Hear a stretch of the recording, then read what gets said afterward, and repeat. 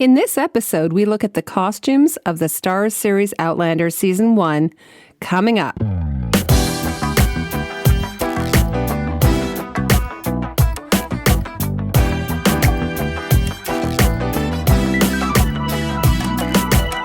Welcome back to another episode of Costume Co.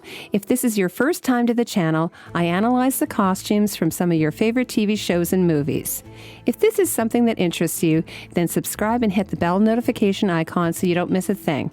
And I want to thank my two new patrons at Patreon, Constance Finch and Don Old Elk.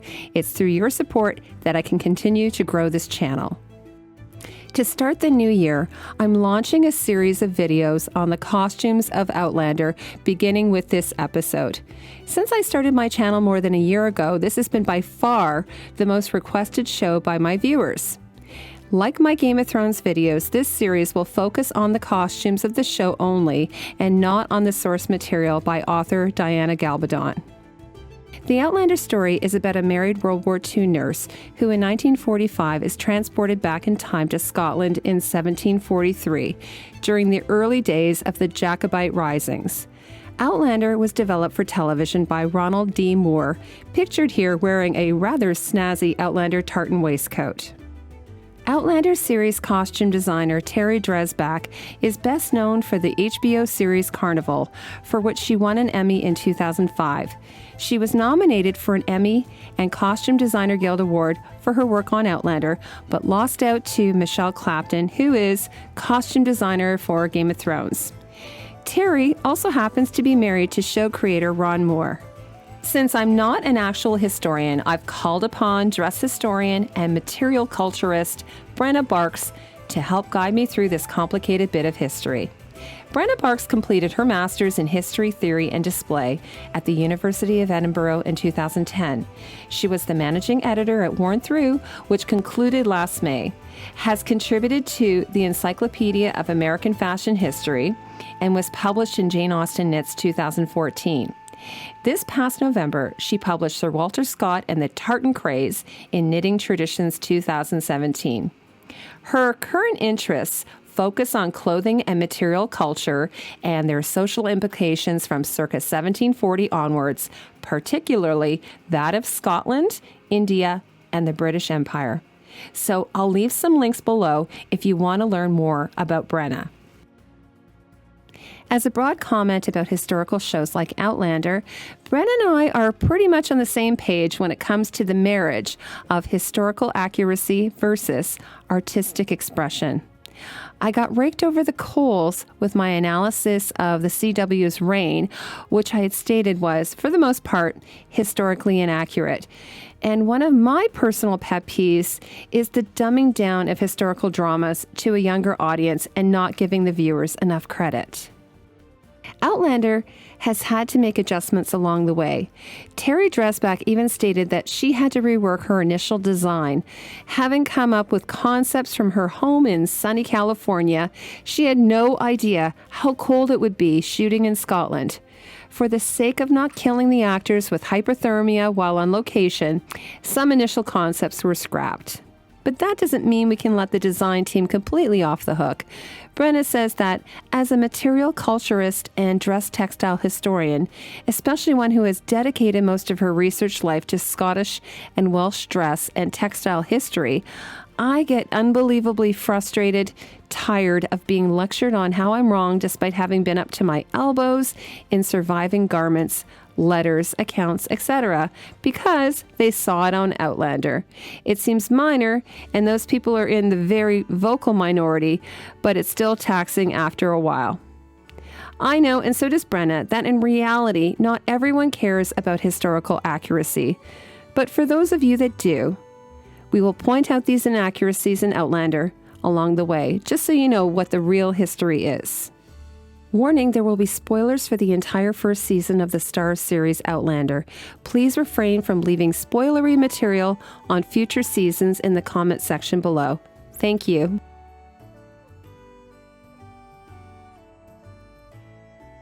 After I began research on the show, I tracked down the manufacturer of the Outlander tartan fabric to Ingalls Buchan Textiles Limited, which is a 50-year-old Glasgow, Scotland-based business that produces tartan accessories, including scarves, ties, and waistcoats. All of the Outlander tartans were designed by Gordon Kirkbright, formerly of Fraser and Kirkbright Weaving Company Limited in Vancouver, Canada. Ingalls Buchan produced more than 500 meters of tartan cloth, a twill weave for the costumes of the show. Colin Brown is the managing director at Ingalls Buchan. According to the Herald, Ingalls Buchan was initially contacted by Stars back in September 2013 to source fabric. Scott said in an interview with the Scottish press, initially it was 4 tartans with the same pattern to differentiate between different clans. They wanted something as authentic as possible. The first piece we put through our normal finishing process, and that takes it from the raw woven state and softens it and gives it a nicer feel. But they wanted the more rustic one, and we had to change the setup of our looms to make it a more uneven weave, which feels very coarse. Here are the first 3 tartans registered with the Scottish Register of Tartans. Textile designer and weaver Gordon Kirkbright designed all 5 Outlander tartans. He tells me in a phone interview that he was in the process of transforming his Vancouver-based business into GK Textiles when the Outlander co-designer Glenn Campbell initially contacted him back in July 2013 to create the unique designs for the 3 Outlander tartans seen pictured. I'll stop here and state that Glenn Campbell is credited as costume designer for the first 4 episodes of Outlander, even though you hear very little about her, including the pilot. Gordon had worked with costume designer Campbell on the 2004 production of Battlestar Galactica, one of Ronald D. Moore's other series.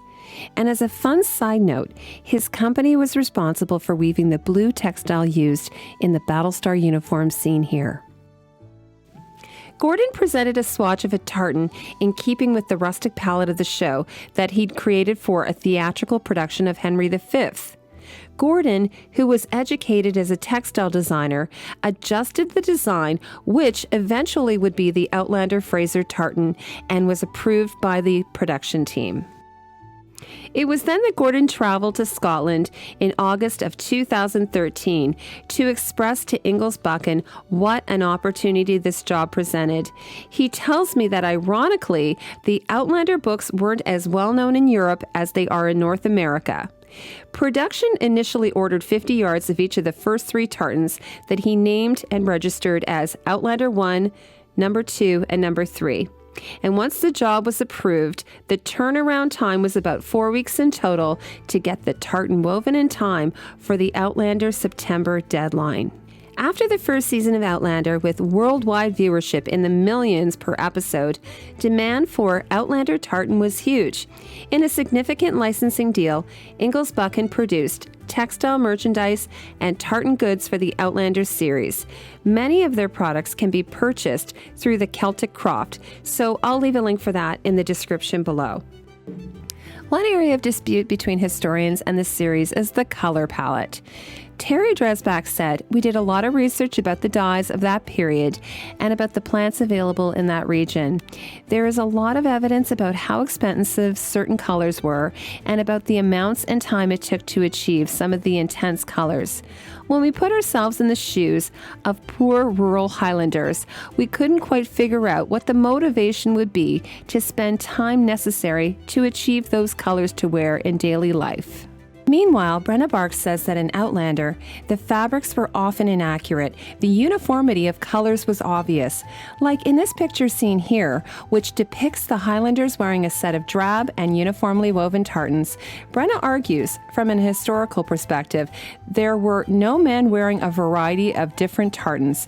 At the time period, they would have worn a mix, and of whichever ones took their fancy. Brenna adds that, "People seem to think I mean that absolutely everyone wore bright colors when I say that Highlanders were known for being magpies and liking bright colors like blue, red, and yellow, but there weren't any of those at all in the Outlander costumes." People would save up to buy that bit of red dye, or more usually blue. Bright blue is the usual color associated with Scottish dress until the Royal Stuart tartan came about, because who doesn't want something nice to wear? People don't change that much over the centuries, and there was an awful lot of drab grays and dark colors. And Gordon added that while red dye would have been imported from South America in the 18th century, other colors such as yellow would have been more readily available locally.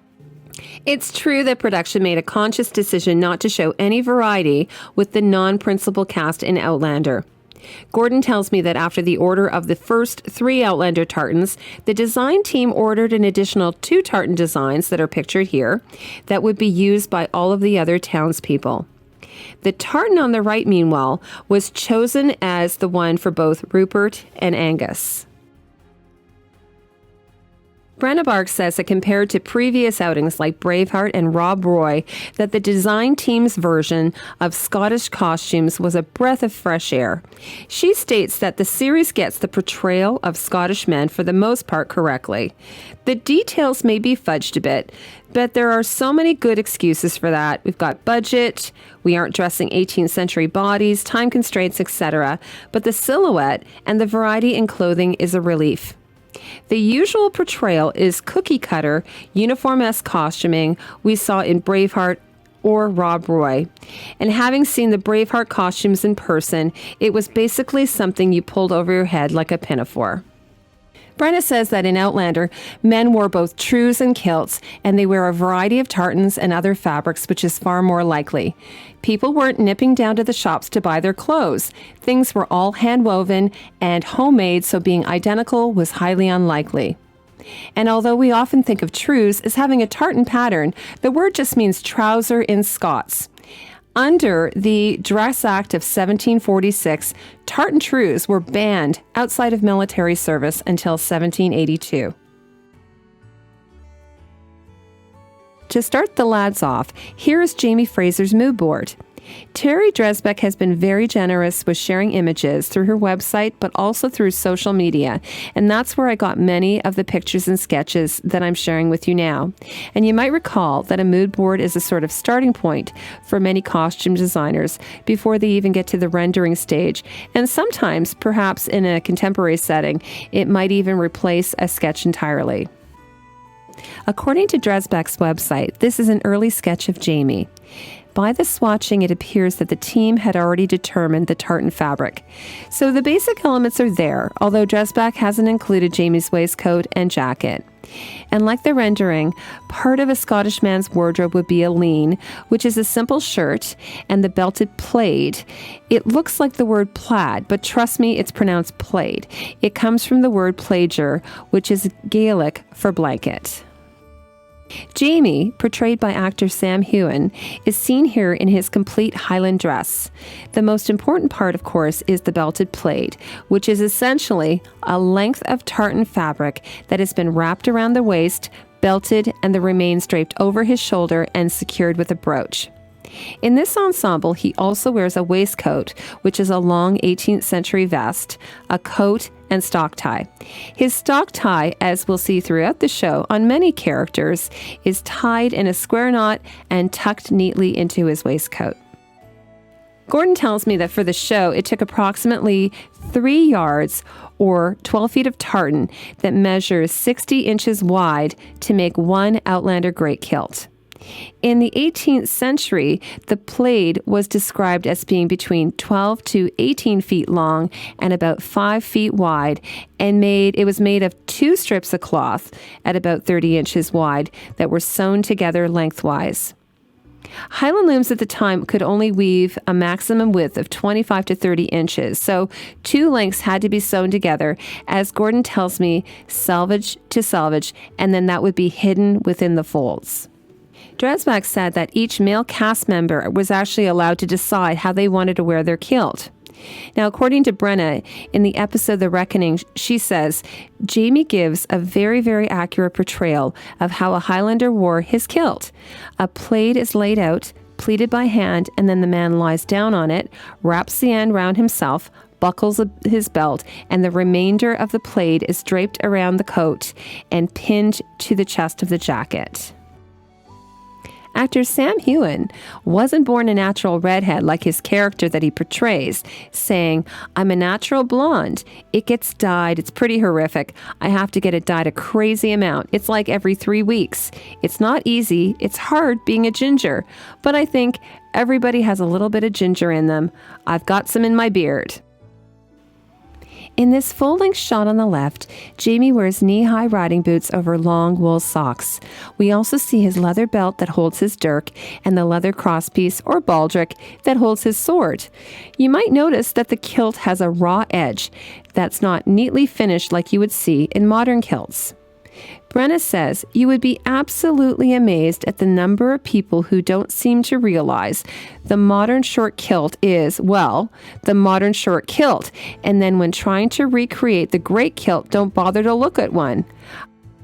Now, Brenna adds that there are practical reasons for wearing the kilt, saying the kilt had a distinctive advantage in the Highland countryside where the bracken, heather, and heath are rather unfriendly and like to cling to woven fibers.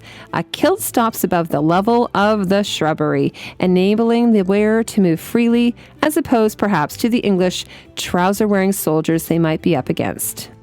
Pictured on the left is Jamie's oval annular brooch fastened to his plaid, and on the right is an example of a late 18th century circular silver Scottish brooch on display at the National Museum of Scotland. This brooch was made in Inverness. Pictured on the left is the official Outlander tartan worn by Jamie and sold through the Celtic Croft. On the right is a tartan detail of the Outlander pattern number 3 from the Scottish Tartan Registry. And the colors look slightly different because the image on the right is a digital image and not an actual fabric swatch. Gordon says that the Outlander fabric was woven in a hopsack plain weave, which is looser than a contemporary weave. Then it's washed to remove the oils and the machine dried similar to the dry cleaning process. The wool shrinks during the washing process, which is stretched back to about 60 inches wide.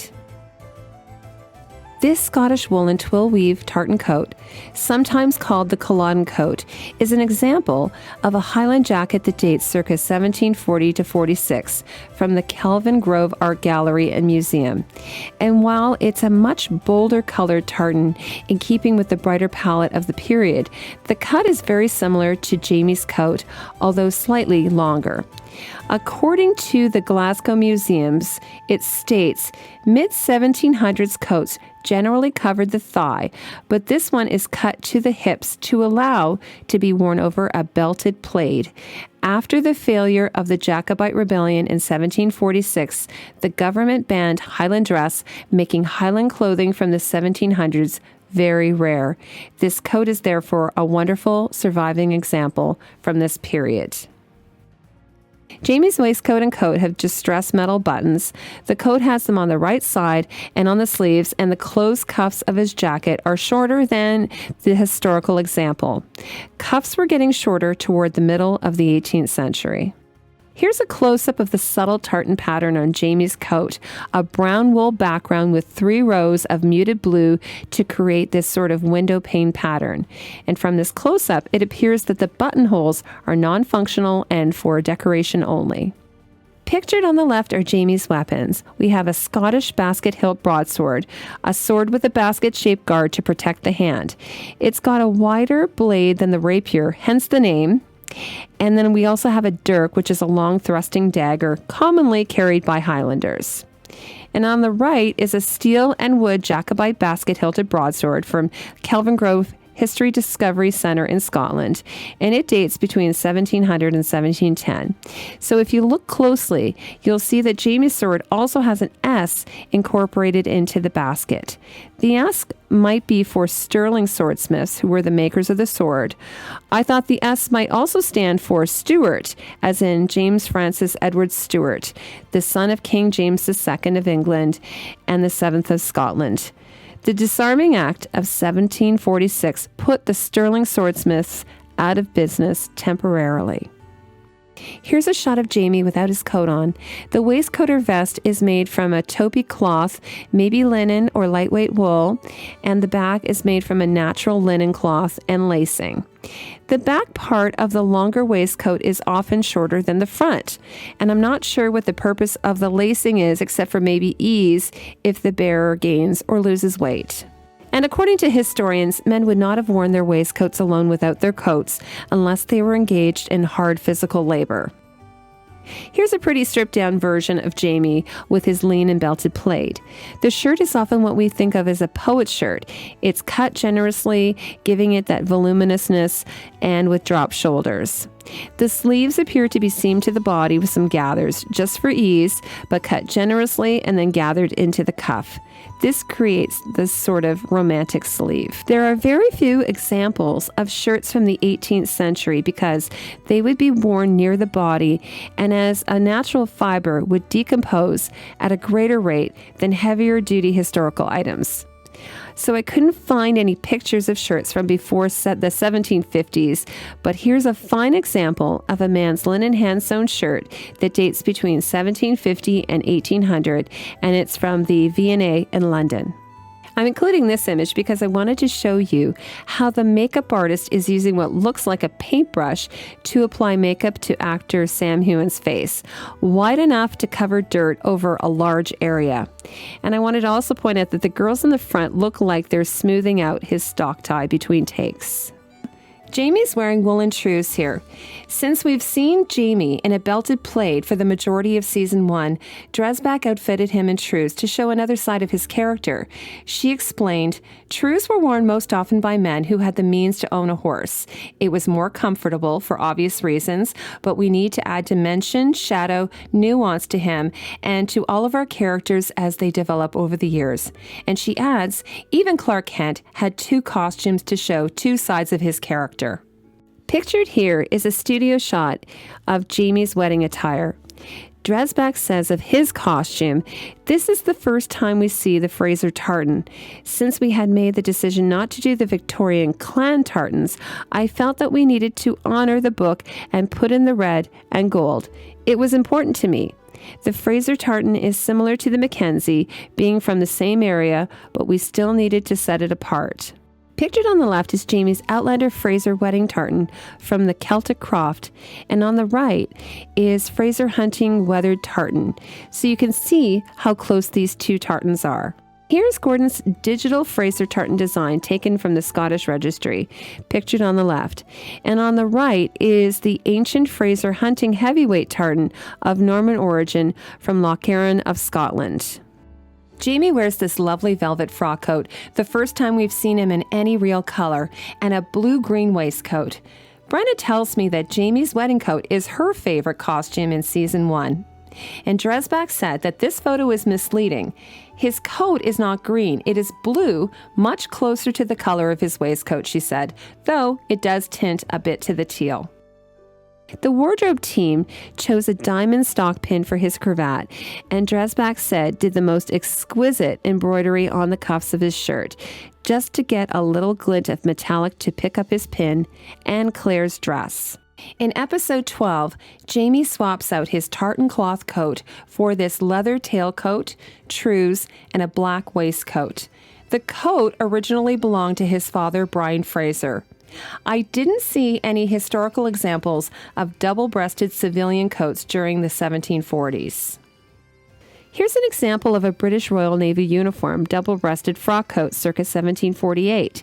You also see the double-breasted feature on many of the British redcoats, but none of them are cutaway like Jamie's. Here's another coat from the Met. This one's French from later in the century.